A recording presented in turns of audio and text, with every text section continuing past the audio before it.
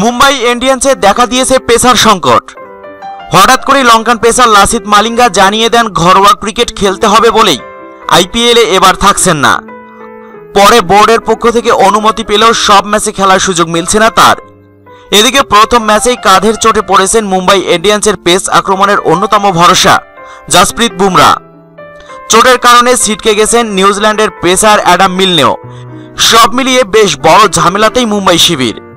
এরই মাঝে খবর বেরিয়েছিল অ্যাডাম মিলনের স্থলাভিষিক্ত হিসেবে বাংলাদেশের পেসার রুবেল হোসেনের দিকে চোখ রাখছে রোহিত শর্মার দল। মুম্বাইয়ের একটি শীর্ষ সারির পত্রিকা জানিয়েছিল এমন তথ্যই। জানা গিয়েছিল তারা জানিয়েছিল ওয়েস্ট ইন্ডিজের পেসার আলজারি জোসেফকে পাওয়ার বিষয়ে আশাবাদী মুম্বাই। তবে তারা নজর রাখছে রুবেলকেও। জোসেফের সঙ্গে বনিবনা না হলে রুবেলের ভাগ্য খোলার সুযোগ ছিল, কিন্তু শেষ পর্যন্ত মুম্বাই জোসেফকেই বেছে নিল। ওয়েস্ট ইন্ডিজের 22 বছর বয়সী পেসার 9 টেস্ট এবং 16টি ওয়ানডের অভিজ্ঞতা নিয়েই ঢুকে গেলেন বিশ্বের সবচেয়ে বড় ফ্র্যাঞ্চাইজি আসরে।